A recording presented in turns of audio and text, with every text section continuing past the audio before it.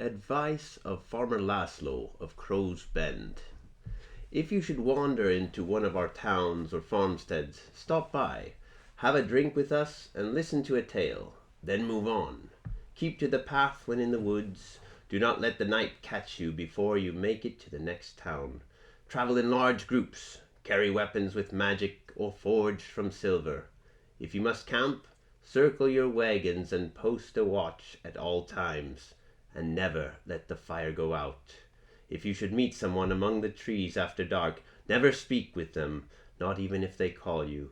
If you should find a large hole that goes deep into the earth and hear a voice from within pleading for mercy, hurry onward. Remember, you are in Ostoya now, and there is no word for mercy in our language. Hello everyone, this is Bocho's brother, continuing our series on the lore of the land of Etheris for Grim Hollow. Today's region is the Ostoyan Empire, which is split up into two provinces.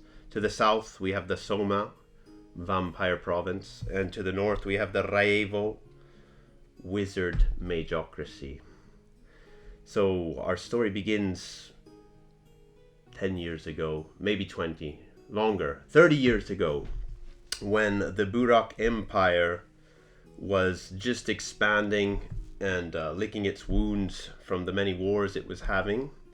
There were people who were not happy living there, and so some adventurers went over the Grey Spine Mountains and started to create little towns and villages across the land here, which was not controlled by the Burak Empire. Along the cliff walls here to the south, they found an area where two cliffs were split and kind of led down into this cove, this kind of harbor area. It was a natural harbor. And there they built the town of Nov Ostoya on this reddish sand. They weren't sure whether it was clay or why the earth was red there, but it seemed a great place to build. There was good fishing, whaling from the Great Eastern Sea, and they were able to start an enjoyable life there. However, soon the Burak Empire found out about the treasures to be found here in the mountains, the coal and ore and gems and diamonds, as well as the taxation they could apply to the populace here. So they simply came in and said, you are former members of the Burak Empire, you continue to be part of our empire. These people, of course, did not like this and created a small army to guerrilla warfare against the Burak Empire. And unfortunately, they were on the losing end of that battle.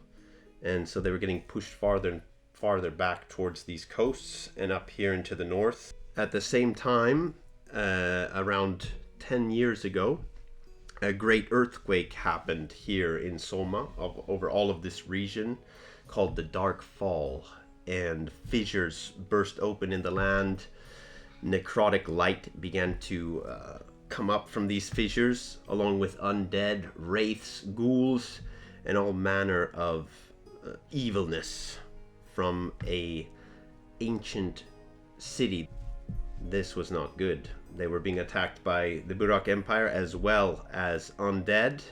So the people of Novostoya decided to send in a venturing party to push back the dead, led by Morgan Hund.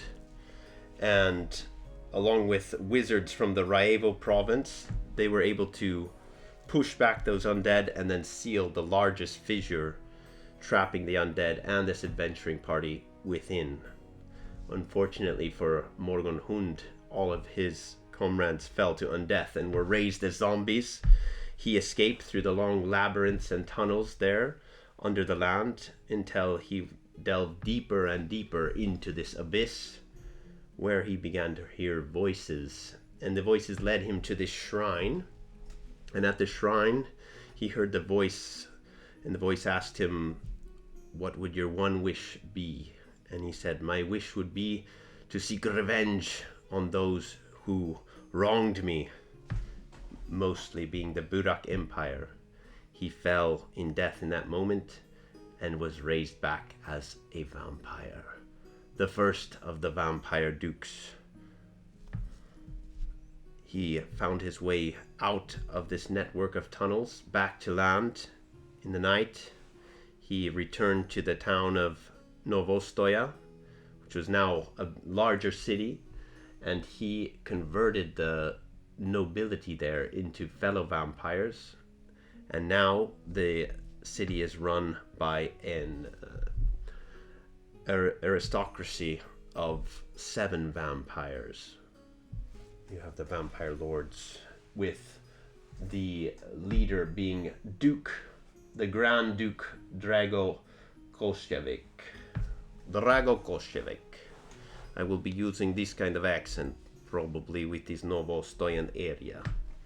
Along with this transformation to vampires, to undead, dark clouds began to spread out over the region.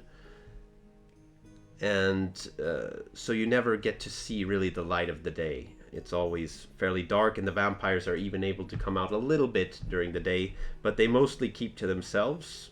They're very wealthy.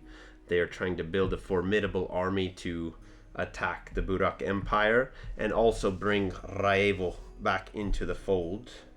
Which brings us to Raevo. So you have cliffs all along this area. Goes down into Myers, and then as you get into Raevo, you get these cliffs again. I imagine something like Scotland, Ireland, with the roiling sea. You have the Shadow Storm Gulf with large chunks of ice up here. And this area I imagined as kind of the northwest, where I'm from. The Portland coast, the Washington and Canada. There's a location called La Push. So I imagine this La Push beach with this large cliff along one side of the beach towards the west. And in that large cliff, they've built up a secure fortress of wizards and mages led by the Lady of Masks herself, Mina Taliesin. And Mina Taliesin was a happily married wizard, but had her husband assassinated. We're not sure by whom, but we can assume that the vampires were involved. And she had her face severely scarred and damaged, so they call her the Lady of Masks because she wears a steel mask at all times now. And so she has prepared this team of wizards to push back against the vampires, as well as an order of holy vampire hunters. They are called the Order of the Dawn. And the Order of the Dawn are original Novostoyan people who escaped. One was a nobility who didn't want to become a vampire, so he escaped the vampires and to build a fort here on this beach of Castellor. And he has created these vampire hunters, the Order of the Dawn, who are pushing back against the undead as well, along with the wizards. And their main goal is to wipe out all the vampires, clear the land, take Soma for themselves. But unfortunately, they're not able to do that, because if they push all their forces south, in will come the Burak Empire and take over. So there's kind of this uncomfortable alliance between the Novostoyan vampire aristocracy and the Raevo wizards, and they are fighting back against the Burak Empire. Their largest goal is to wipe out the Burak Empire and take over all of Etheris. Their largest goal is to wipe out the vampires, take over the Ostoyan Empire, and fully separate themselves from the Burak Empire. Now, if you're a wizard or a mage and you show potential, you have the opportunity to get on a rowboat here in the Dire Shore.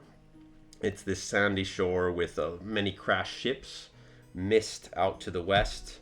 You get on this small rowboat, and it's unmanned, and it takes 10 potential wizards out to the Ravencourt Sanctuary.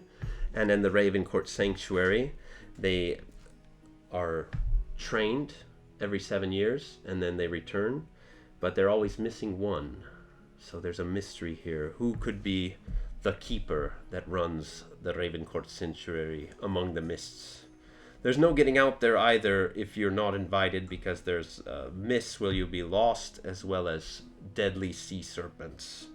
I've been playing a lot of Legends of Runeterra lately, and I imagine kind of this thresh and undead portal to the Shadowfell on this island here. So I think that gives us a pretty good overview on what's happening here in the Ostoyan Empire. I want to point out as well the Grey Spine Mountains, where my current adventuring party is about to explore. They're in Runheim, but here you have, for example, Mount Vengeance. And so for Mount Vengeance, what we have as a potential module or adventure is the White Plume Mountain here in the Tales from the Yawning Portal. You have the White Plume Mountain adventure, which would be great for that volcano. Another adventure that could run well out of this book in Ostoya is Dead in the Fae. We have liches, we have vampires, we have dungeons. Not so much dragons, but so that would be a good book to get involved with here. As well as here in these mountains, you could easily use from Strongholds and Followers, the current adventure we're on, Castle Rend. Also, with my affinity for wizardry, it could be Orc Ogre Castle, but the Siege of Castle Rend could be taking place in these mountains here to the north. So that works well. And also, in that Undercity, you could also end up jumping right into the Underdark and run out of the Abyss. And then, a no-brainer, as Halloween is coming, we've got Bury Yourself in Gothic Horror, The Curse of Strahd, which I think would obviously be a great choice for Nov Ostoya to run this campaign, as these vampires like to invite the party to kind of these fancy balls and get them involved in their dark happenings. So, there you have it, my friends, the Ostoyan Empire. I believe we will be going to visit Charnault next time. Until then, may your dice roll well. Goodbye.